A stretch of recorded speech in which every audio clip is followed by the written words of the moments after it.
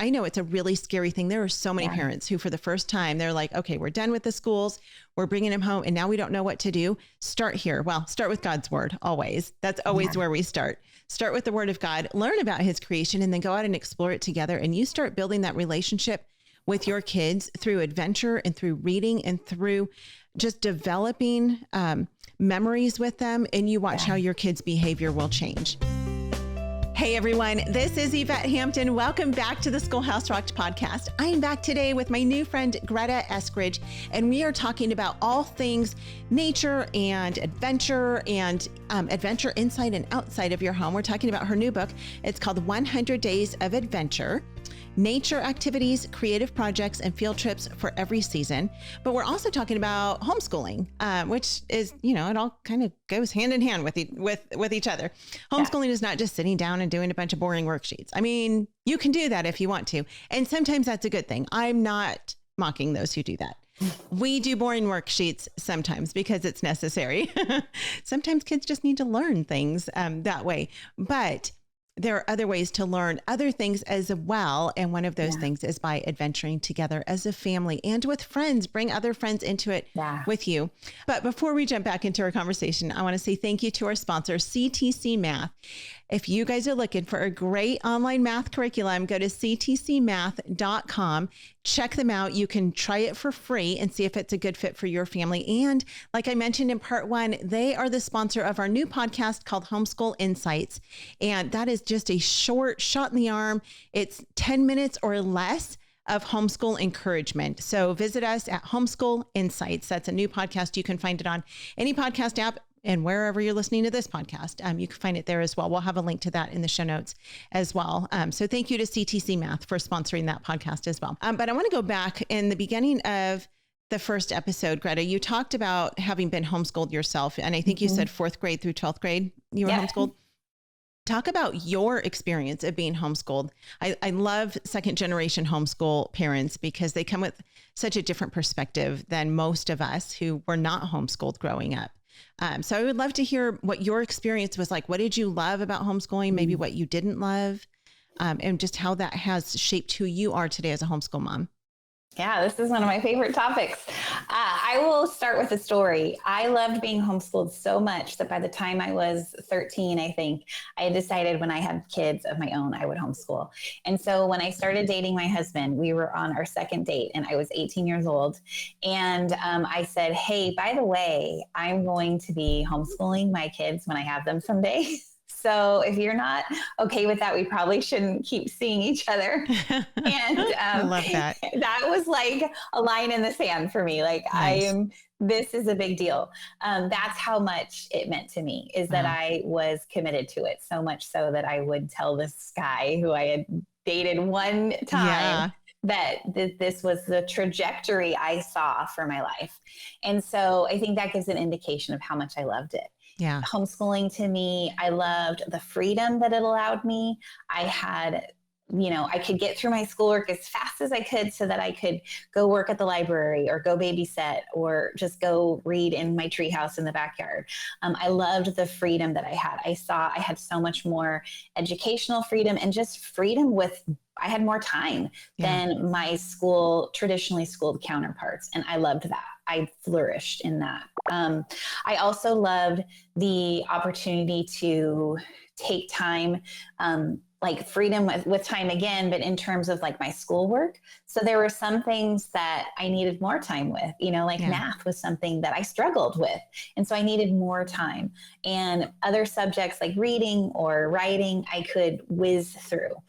And I loved that freedom too. But I would say the thing that impacted me the most and that I have carried with me into my own schooling of my own kids is the relationship aspect of homeschooling. The ability to just really form strong, lasting connection with my parents because we had so much time together. Yeah. And that is a precious gift. And so since I loved it so much myself with them, I knew I wanted that with my kids. And I have to say, 13 years in to homeschooling my own kids, it's the best part, the relational part, getting to have all that time to spend together. Yeah. It is something that I will cherish for the rest of my life.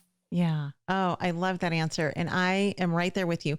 I was not homeschooled, of course, growing up, but the relationship that I have with my girls far outweighs any hardship or struggle of homeschooling. And I mean, there's just nothing better than being able to spend time with our kids. And it is such an absolute blessing. This week that we're recording this right now, as a matter of fact, my girls are both at summer camp with their American Heritage Girls Troop. Mm-hmm. And this is the first time that they've both been away from me like this for, they're gone for a total of, 4.5 days.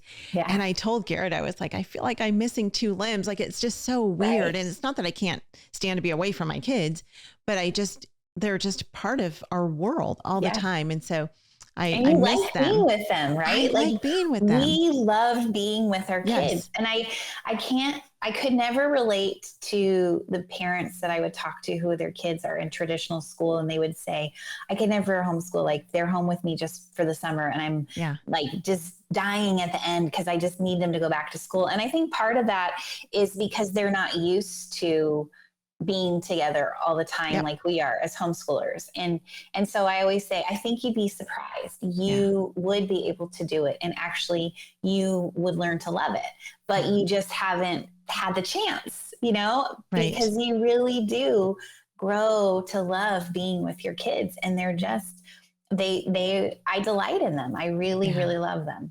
Yeah, I do need breaks sometimes, but oh, sure. Yeah, absolutely. And there's no shame in saying that. No, I'm not. I have zero qualms saying, hey, I need a break. Yeah. That's totally okay. But on the whole, I really love to be with them.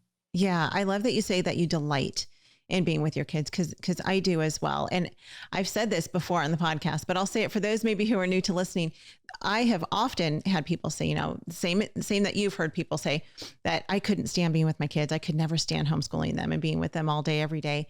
And my answer to them is, that's because you're not the one raising them. Someone else is raising them for 40 plus hours a week for, 36 weeks or so during their life, or, during the year. And when someone else is raising them, they're being raised with someone else's standards and discipline and training and everything else. And when it's not you, they're not going to act the way that you want them to act. They're not going to behave according to your family's standards. And I think a lot of parents just don't realize that. They're like, what in the world, is going on with my kids? I'm like, just take them back and give it time. Like you said, give it time, start implementing your own discipline and rules and do things, use things like Greta's new book, 100 Days of Adventure. These are the things that build those relationships for those parents who are bringing their kids home this year. I know it's a really scary thing. There are so many parents who for the first time, they're like, okay, we're done with the schools. We're bringing them home and now we don't know what to do. Start here. Well, start with God's word always. That's always where we start. Start with the word of God, learn about his creation, and then go out and explore it together. And you start building that relationship with your kids through adventure and through reading and through just developing memories with them. And you watch how your kids' behavior will change. Yeah. I guarantee it. It absolutely will. But if you sit them down and try to get them to do school like they've done in the public school or in a private school for their whole life, and you try to recreate that, that's going to cause some kind of conflict and frustration because it's going to look different. So go adventure with your kids. Yeah. So, just inviting them to sit on the couch with you to do school together side by side. And when it's difficult, you're there, your shoulders are touching, you put your arm around them and you can say, hey, I'm sorry, this is a tough lesson. Why don't we have a cup of tea together? And then we'll come back to it. Like having the freedom to do that and to make even learning relational and connecting, that is transformational. Right. And that's the kind of thing that you can do when you homeschool your kids. And it's just such a blessing. It's such a gift. And when we remember that, it's a gift and we have the freedom to make it be what is best for our kids and best for our family, it just changes it all. Yeah, absolutely. Let's take a quick break. We'll be right back. What we do at IEW is break through the noise of the grammar and the writing prompts, and we say, this is what you do, step by step. And I've witnessed it over and over again, both watching Andrew teach and hearing from parents, this is the best writing program. We've made it so easy and made it really affordable. So any mom can teach writing to their children using our course, and we guarantee it. To try 3 weeks of free lessons, visit IEW.com. We are back with Greta. I want you to talk about, before we went to the break, I spoke a little bit to those first-time homeschool parents, who are just, their knees are knocking and they're a little bit scared. And we totally understand that. We're here with you. We're here to help you. This is what we do. But what advice would you give to a new homeschool parent who's just getting started and they're like, I don't know what I'm doing. This is really scary, but I know that it's what's best for my family. Help this parent out. Okay, well, I can help you because I had that exact experience. Before I was homeschooled, my parents had my brother and I in traditional school. We were in a private Christian school, but it was traditionally run school. And when they pulled us out that first year to homeschool us, it was a big transition for all of us. And there were parts of it that were hard. And there were times where we said, can we just go back to the way we used to do it? Because that was what we knew. Right. But what we found was at first, my mom tried to recreate school, just like you said, because that was familiar for all of us. It felt safe. Familiar is safe, right? But we quickly discovered that standing up to say the Pledge of Allegiance in our at the dining room table didn't work. We weren't doing school at home. We were homeschooling, and it was different. And so she shifted gears, and really we spent that first year just learning to be together every day and learning to cultivate that relationship. So my advice would be, don't recreate school. Don't make it exactly the same. You don't have to have the same schedule. You can eat breakfast around the table, and that can be the time that you read aloud to them a book while everybody's eating breakfast. Or you can start with the subject that either is the hardest for everybody and get it out of the way, or you can say, let's start with the subject that makes you the most excited. You have the freedom to make the schedule the thing that works best for your family. But I would say, don't even be so focused on all of the academics and feeling like you have to keep up academically. I would say, choose the few subjects that you think are the most important for your kids to stay on top of, and then really focus on cultivating connection and relationship. So cook together, learn to do chores together, spend time together, reading or being outside, set up rhythms of going for walks together or bike rides, walking the dog, shopping together. Set up a rhythm where you're intentionally interacting with other homeschoolers, like where you see them weekly, or you invite them over, for afternoon snacks and a bike ride. Do art together, cultivate connections in your family, but also cultivate connections with other people, because that transition, you've pulled your kids away from their community of friends. So you need to make sure you put some of that back into their lives and into your life, homeschool mom, because you might find that it's lonely for you too.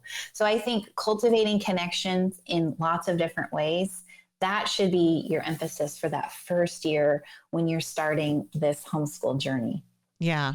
That's great advice. What does your typical homeschool day look like? I'm assuming, I don't know this about you, but I'm assuming I'm excited to hear from what your you book, say. since you wrote 100 Days of Adventure, and you're into nature activities and exploration stuff, that you are more of a Charlotte Mason type of a homeschooler. Am I right? You nailed it. I totally am. Give me books, give me nature, and a good snack, and we are golden. Yep.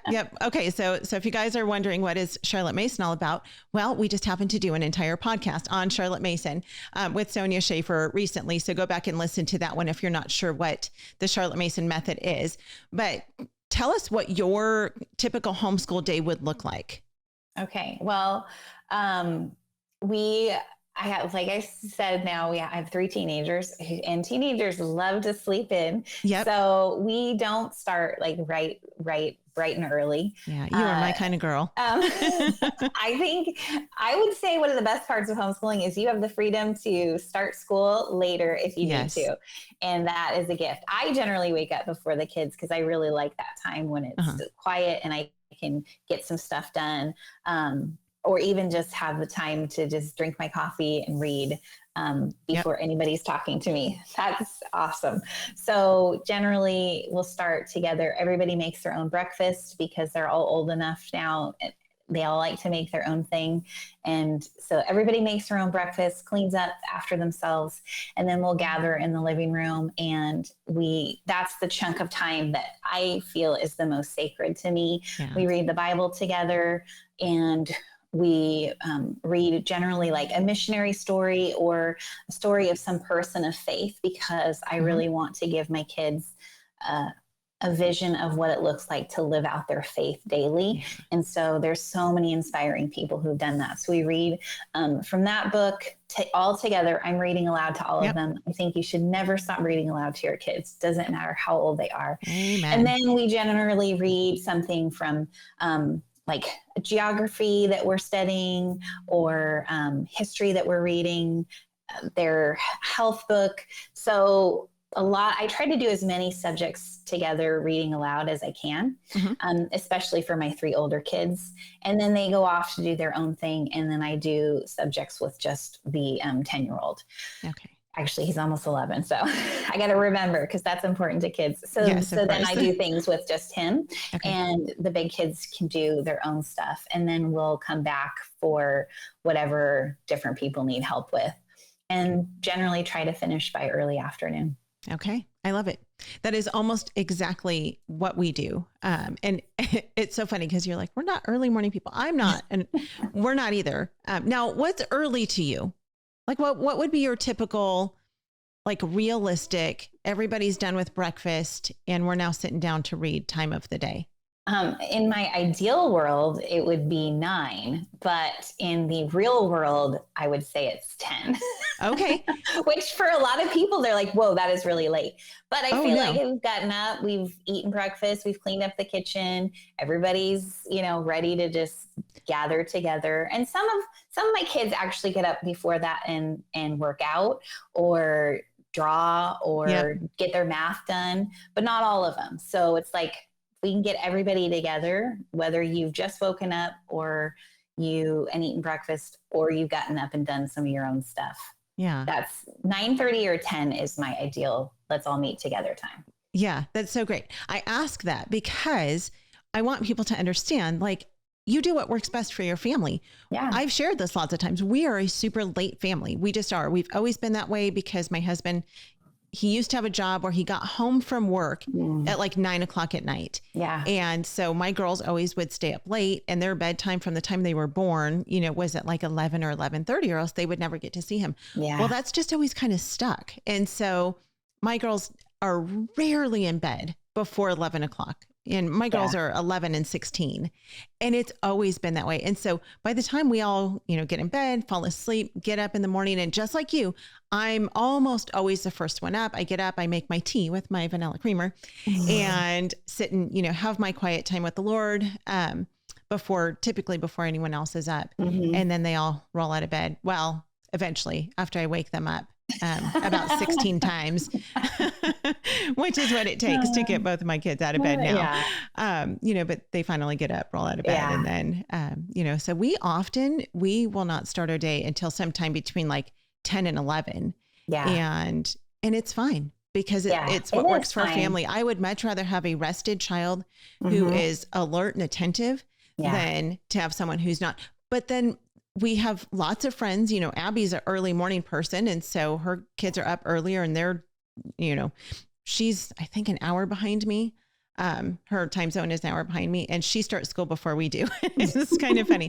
And lots of people do. And that's great because that's what works for their families. Yeah. So we have the freedom to make it be whatever we want. Right. And I just love that, because I think for me now, especially with so many teens, like they often want to talk late at night. Right. Like that's when they want to talk either to me or my husband or to each other. And I just, again, I'm always going to choose relationships. So if that means we have a later start because they stayed up late talking, that's okay with me. Yeah. I think that that's just a real gift. Yes. Yeah. Agreed. Well, we're out of time, but we're going to come back tomorrow. We're going to finish this discussion, talk more about adventuring tomorrow, and see what Greta has to bring. So thank you again so much, Greta, for being with us today. Again, we will put all things Greta Eskridge in the show notes. You'll have all the links. You'll have a link to her new book, 100 Days of Adventure. It's a fantastic book. And if you have not yet watched the movie Schoolhouse Rocked, go to our website, schoolhouserocked.com. You can purchase the DVD. You can download the movie and watch it on streaming, whatever works best for you. Stream it, DVD it. If you do DVDs, buy an extra one for a friend. We have a lot of people who are handing them out to friends. I just got another message today from a friend of mine who is reaching out to a friend who's asking questions about homeschooling. She said, I'm so excited to share your movie with this friend, and just thankful that she has the resource to be able to do that, because it answers all of the questions that people have about home education and family discipleship. So if you haven't seen it, go to the website, schoolhouserocked.com. Thank you guys for joining us today. We'll see you back here tomorrow. Bye. I want my kids to know two things when they leave my house. I want them to know that I loved them. That's the first thing I want. I don't want them to look back on their years at home and wonder if I love them. I want them to know that I love them. The second thing is that I want them to know that I trusted the Lord, that I trusted God for every decision that I made. And when I make a wrong decision, which we do as parents, and when the day goes bad, and when we burn the dinner, and when we stub our toe, and when our kids push us to the end of what we think we can do, and we say the word that we never thought we'd hear come out of our mouth, or we make a wrong decision, we have an opportunity to go back and make it right. And so it doesn't mean that we had perfect days, and I've been homeschooling for 22 years. The laundry's never folded itself. The kids have never come down in the morning and said, oh, Mom, we were so happy to see you. We got up early, did some prepositions, did a little math, thought that would bless you. That never happens, right? But what has happened is over the years, through even the hard days and even the days when I thought I can't do this for one more minute, we have been solidifying relationships with our kids. I feel like we have a rich life. We're rich. Amen. We have a depth in our relationship that nothing can take away. We'll have it for the rest of our days.